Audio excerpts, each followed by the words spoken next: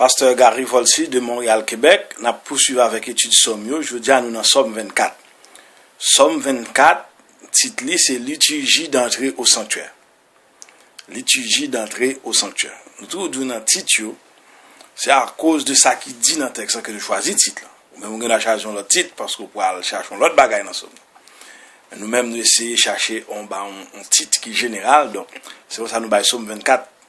Titre, liturgie d'entrée au sanctuaire. Là, nous dit liturgie d'entrée au sanctuaire, c'est même genre d'un coup.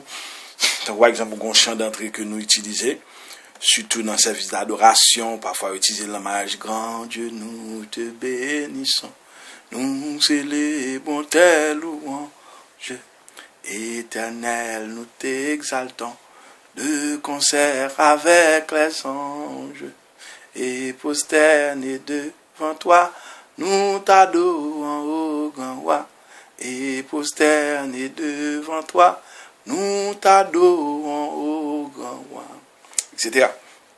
Donc, même dans l'Ancien Testament, prêtre, tu comprends sang, et puis, tu as censé chambre, tout ça, il a fait selon sacrifice quelconque. Tout ça, c'est constitué comme une liturgie d'entrée au sanctuaire. Mais aujourd'hui, pas grand faire en sang encore. Ok? Ceux qui adorent en esprit, en vérité. L'on bail biblique, nous te doux, faut regarder dans quelle dispensation il y a des bails qui passent dans la Bible, mais il y aurait été comme on fait, il y aurait été comme une expérience pour qu'on ait côté histoire sortie pour arriver là, mais il y a des choses qui passent. Par exemple, je veux dire, nous sous la grâce, la loi passée, et la conscience passée, toute l'autre 5 dispensations passées, mais toujours est-il la parole de Dieu, l'on va chercher un bagage là-dedans. Faut jouer nous-mêmes, Jean qui dit, il a été dit, moi j'ai dit, ça a dit qu'on changement que fait. Donc, Somme 24, liturgie d'entrée au sanctuaire. Au Seigneur, le monde et sa richesse, la terre et tous ses habitants. C'est lui qui l'a fondé sur les mers et la garde inébranlable sur les flots. Qui peut gravir la montagne du Seigneur et se tenir dans le lieu saint? L'homme au cœur pur, aux mains innocentes, qui ne livre pas son âme aux idoles et ne dit pas de faux serments. Il obtient du Seigneur la bénédiction et de Dieu son sauveur, la justice. Voici le peuple de ceux qui le cherchent. Voici Jacob qui recherche ta face. Porte, levez vos frontons. Élevez-vous, porte éternelle, qu'il entre le roi de gloire. Qui est ce roi de gloire? C'est le Seigneur le fort, le vaillant, le Seigneur le vaillant des combats. Porte, levez vos frontons. Levez les portes éternelles, qu'il entre le roi de gloire. Qui donc est ce roi de gloire? C'est le Seigneur, Dieu de l'univers. C'est lui le roi de gloire. Gloire à Dieu. Donc, bien aimé, Somme 24, comme titre, liturgie d'entrée au sanctuaire. Donc, nous t'expliquons ça en liturgie, tant coup, numéro 2 français, grand Dieu nous te bénissons. Dans l'Ancien Testament, tu qu'on fait ascensoir, ou bien à fond possession pour entrer, etc. Tout ça, tu constitué, c'est tout ton package sur la loi, mais aujourd'hui, Jean 4, 24, ceux qui adorent en esprit, en vérité, nous pas besoin de toute forme, ça, ou pas obligé de chanter Somme 2, et doxologie, et béni soit Dieu le Père, le Fils et cet esprit, conseil de forme, ou pas besoin de gagner, mais même Jean tout, l'on a enterrement, conseil de chanter ou chanter pour enterrement, en quelque sorte, enterrement chrétien, t'as supposé en joie, même Jean, t'es un groupe, t'es un Jéhovah, t'as fait enterrement, c'est comme ça, la vie, moi, va finir, t'es en joie pour un monde qui est chrétien. Et mon état de crier, c'est mon qui patronne cet Christ parce qu'il perdu. Amen. Nous voici en présence d'un psaume qui jouit de la plus grande popularité depuis l'Antiquité. Déjà en 113 avant Jésus-Christ, Pline le jeune semble faire allusion au psaume 24 quand il écrit que les chrétiens dans leur réunion matinale chantent un hymne au Christ en chœur alterné. Or, en l'occurrence, le chant que nous allons étudier possède justement une structure dialogique évidente, surtout en sa troisième partie. Donc, comme nous connaissons, nous disons déjà tout ce mieux, il y a des gens qui actuellement, surtout en Israël, qui chantent toujours, qui connaissent un ton quelconque, si c'était ton premier, là, nous ne connaissons pas, ou du moins si vous chantez, parce que vous considérez comme des poèmes, des cantiques, et nous les psaumes aussi. Donc, le psaume 24, en effet, est un amalgame de 3 morceaux originairement indépendants, appartenant à des genres littéraires différents, qui ont été réunis pour l'usage dans la liturgie du temple. Est-il possible de préciser davantage? Certains l'ont cru, certains l'ont cru. Par exemple, dans les institutions originales non stimulées de la richesse publique, croyaient à l'occasion du Nouvel An, on célébrait à Jérusalem la fête de l'intronisation de l'Éternel. Tout comme le lieu le dieu Marduk, que nous avons parlé antécédemment, était intronisé chaque année roi de Babylone. Le piquant de l'affaire, c'est que le rituel babylonien comporte les 3 éléments qui constituent le psaume 24. Évocation de la création, célébration du Tijik, procession en l'honneur du Dieu. Ça veut dire que ces 3 grands branches qui viennent dans le psaume 24, la évocation de la création, c'est-à-dire la contempler la nation, la création, et le cosmos là, pour voir tout ça que bon Dieu fait, arbre, de l'eau, puis bois, soleil, la lune, etc. Célébration du Tijik, des chants qui appropriés avec service qui va le faire là, et procession l'honneur du Dieu, c'est-à-dire que avant d'entrer dans la présence de Dieu. Alors, ça, dans le babylonien, il a observé les Marduk, M-A-R-D-U-K, il a fait le tout. Donc, Somme 24 là, la différence c'est qu'il a observé Dieu créateur, c'est pas on faux Dieu, on ange déchu.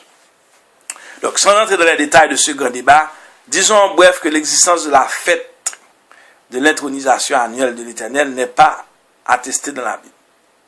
C'est-à-dire que nous parlons d'un verset biblique, dans Lévitique 23, nous parlons ni, dans Nombre 12, nous parlons ni, dans Exode 10, nous parlons ni, dans tout côté la loi écrite, nous parlons ni, comme nous te disons, dans l'étude, nous te fait les lois de l'Ancien Testament, il y a 600 environ, mon autre bien-aimé qui précisait qu'il y a 613, nous te voyons notre manuscrit 606, donc là nous dit 600 environ, nous parlons de discussion à personne. On commémorait bien sûr sa royauté sur le cosmos et sur Israël, mais sans le créer, roi de nouveau chaque année. C'est pourtant ce qui se répétait annuellement à Babylone, la citation du mythe de la création, le Numa, Elish recréait le monde et renouvelait la victoire de Marduk sur Tiamat pour un temps encore, et qui, plus en est, non seulement on récitait le mythe, mais on le jouait de façon dramatique, en allant jusqu'à mettre à mort le représentant du roi qui symbolisait la fin de l'année. Nous avons évoqué cette liturgie de mort-résurrection dans l'introduction au psaume 22. Bon, c'est comme si c'est chaque année, selon sa fête là, dans Marduk, dans Dieu de Babylone, Irakien ancien, à partir de Rabbi Kadeza allé, c'est que c'est comme si chaque année il introduit Dieu encore de nouveau. Mais pour nous autres chrétiens, pas aucune fête qui est importante, vrai. Et si tu as une seule fête qui est vraiment importante, c'est la résurrection de Jésus-Christ. Parce que sans la résurrection de Jésus-Christ, pas gagner l'évangile, pas gagner l'église. Ok? Mais ce qui est important, quelle que soit en fête, nous voulons fêter, qui trouve le fait Dieu, fait Jésus-Christ. Donc, il suffit qu'en balle par un style d'adoration à un faux Dieu ou bien à un Dieu inconnu. Donc, pour ne pas venir crier, côté que, ou venir pas tirer les mauvais esprits, donc, ou venir crier, et on culte satanique. Donc, après ça, toute l'autre fête, c'est 50-50. Vous comprenez, tel que fête Noël, fête X, fête Y, fête comme monde. Mais nous-mêmes, vraiment, fête nous, c'est la résurrection. Ok, nous avons un problème, nous participons dans la fête Noël aussi, nous mangeons, quel que soit le nous participons dans la bagage diable, nous vaudou. Mais pendant ce temps, mon Dieu pas mettre force dans la dispensation de la grâce à aucune fête. Et si tu as une fête vraiment, c'est à la résurrection de Jésus-Christ et tout chrétien tu as dû fêter chaque jour. Oui, il y a des fêtes dans l'Ancien Testament, même j'ai une fête jeudi. J'ai une fête la nation, fête du drapeau, fête ceci, fête sur l'autre bord. Au point où on dit comme ça, bon, on va fêter la naissance de Jésus-Christ. Bon, pour nous comptons Jésus-Christ aller au-delà de la naissance. Et pour ce que, dans Jean 8, il dit avant Abraham, fait je suis. Abraham là, avant Moïse, avant même mon page Jean 8, il écrit, ça Jésus-Christ c'est Dieu. C'est par un commencement, par un fin, son néant. Bon, et alors, c'est ça que fait. Bon, alors là, nous dit néant, c'est pas un mot ça, nous voulons retirer néant plutôt. Alors, c'est Dieu. L'illustration de la structure, alors son mystère. L'illustration de la structure du psaume montre bien les 3 parties qui le composent, que nous avons cité là. Donc, hymne au Créateur, verset 1 à 2, liturgie d'entrée, nous expliquons ça, liturgie en et, ce sont des pratiques religieuses qui formellement faites pour à commémorer ou bien à agencer un service quelconque. Hymne dialogué, verset 7 à 10. Donc, titre là, psaume non, nous, c'est psaume de David aussi. Alors, hymne au Créateur, verset 1 et 2, il dit, la royauté de l'Éternel sur le cosmos tout entier constitue l'une des vérités fondamentales de la religion biblique. Il dit, à l'Éternel l'atteste qu'elle renferme tout Canada pour l'Éternel, toutes 36 villes haïtieuses pour l'Éternel, tout le monde pour l'Éternel. On l'a trouvé énoncé dans l'ancienne poésie hébraïque, Samuel 2, verset 8, les psaumes 89, 11 et 12, les livres prophétiques, Isaïe 34, verset 1er, de Deutéronome 10, verset 14, voire dans le Nouveau Testament 1 Corinthiens 10, verset 26, qui montrait que l'Éternel, c'est l'Éternel sur toute la terre. Il y a des côtés, bon, capable bien, pourquoi bien l'évangile qui est entré vraiment, mais tout de même, il connaît dans la conscience qui est le soufflement de Dieu, qui s'annule les noms aussi. Il connaît un grand Dieu créateur. Donc, le motif de la royauté cosmique de l'Éternel est illustré au verset 2 par la représentation mythique de la cosmogonie orientale. La terre, immense plateforme, repose sur des colonnes gigantesques qui émergent l'abîme, où tout bouillonne les eaux souterraines. Il vaut la peine de signaler que ce verset 2, comme les écrits garétiques, mentionne les mers et les flots, etc., les fleuves. Non sans raison, car chaque année, à l'automne, Baal, dieu de la fertilité, devait y lutter pour empêcher le retour de l'océan primordial représenté par l'eau de la mer et des fleuves. La réalité exprimée par ce mythe ancien reste malheureusement de grande actualité.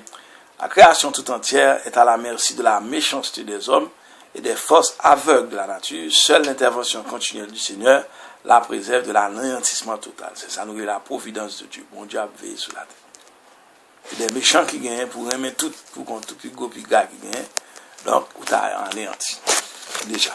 Maintenant, de l'immensité du cosmos, nous passons à une montagne de faible altitude. Strictement parlant, il ne s'agit même pas d'une montagne, mais d'une petite colline. Peu importe, c'est la colline de Sion où le ciel et la terre, Dieu et l'homme se rencontrent. Il n'en faut pas plus que l'on parle de la montagne du Seigneur.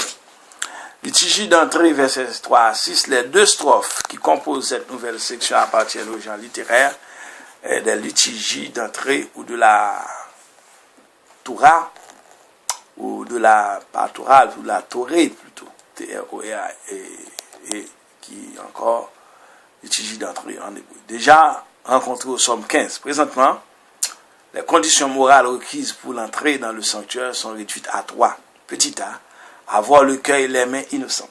Apparaître devant mon Dieu, avoir le cœur et les mains innocentes. Parce que, Somme 66, verset 18, que nous parlerons plus loin, si j'avais conçu l'iniquité dans mon cœur, l'Éternel n'aurait pas m'exaucé. Il dit, depuis qu'un péché, prière bloqué. Somme 32, encore verset 2, il dit, l'homme a que l'Éternel n'est pas l'iniquité dans l'esprit duquel il n'y a point de faute, ou pas gain crédit, péché sous dos, sans affaire, ou déjà demandé pardon pour eux. Alors, il dit, petit a, avoir le cœur pur et les mains innocentes. Verset 4, le cœur et les mains symbolisent l'agir complet de l'homme, de l'intention cachée à l'action extérieure. Vous mettez fonds bagaille, ou à l'tribunal, vous n'êtes pas coupable, avocat méthode dehors, juge méthode dehors. Si conscience ou pas clair, frère, non, cherchez le clair. Parce que Dieu vient pour juger les actions secrètes des hommes. Petit b. Ne pas s'intéresser aux idoles, verset 4, fin verset 4 là encore. On peut entendre au sens large le terme idole, ou le sens ordinaire. Il peut désigner aussi le mal, la vanité. La Bible de Jérusalem traduit correctement par des riens. C'est-à-dire que des riens, c'est-à-dire que des choses qu'on prend pour idole.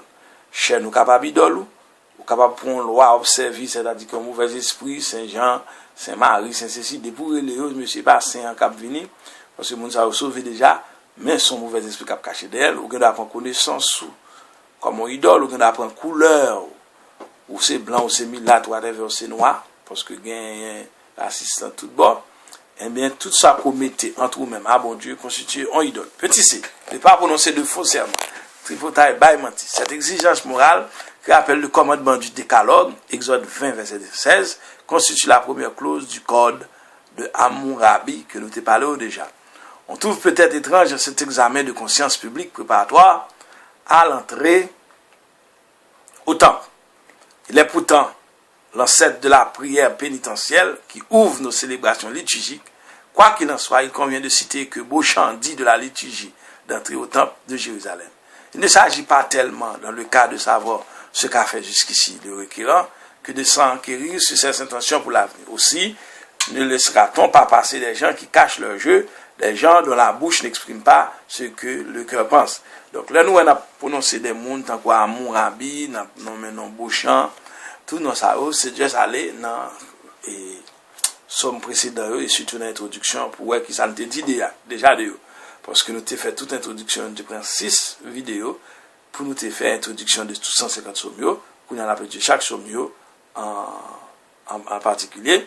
Donc si nous répétons, on n'a pas bonne explication, prends le temps pour aller surtout dans l'introduction, pour capable avoir une idée, parce que son étude biblique et théologique n'a fait, les sous-vidéos, non numérotés, nous pas qu'à temps en temps pour tout dire même bagarre. Donc, le fidèle qui satisfait aux conditions requises voit s'ouvrir devant lui les portes du temps.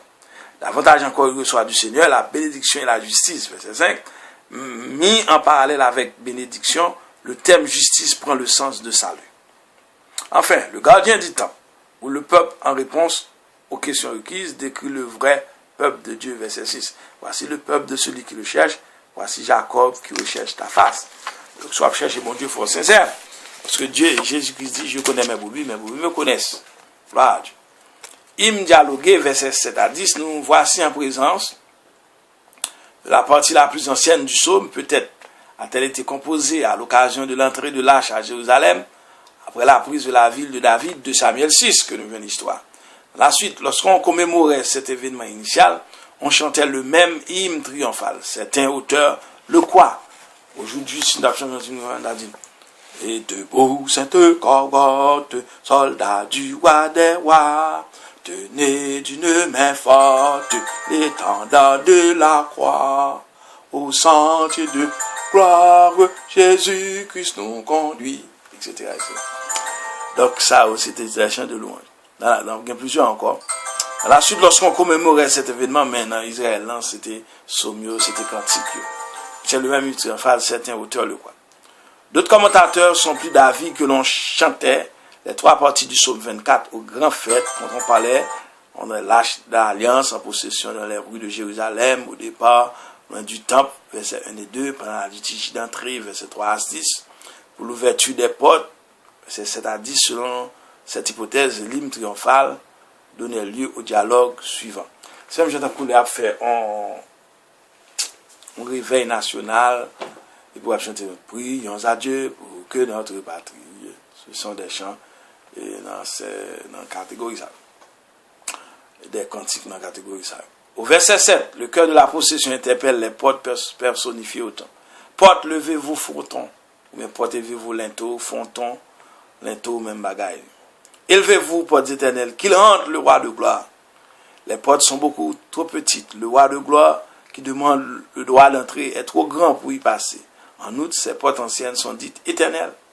Verset 8. De l'intérieur, le gardien du temple, tout étonné, pose la question, qui est ce roi de gloire? Et puis il répond, le chef de la procession répond, c'est le Seigneur, le fort, le vaillant. Le Seigneur, le vaillant des combats.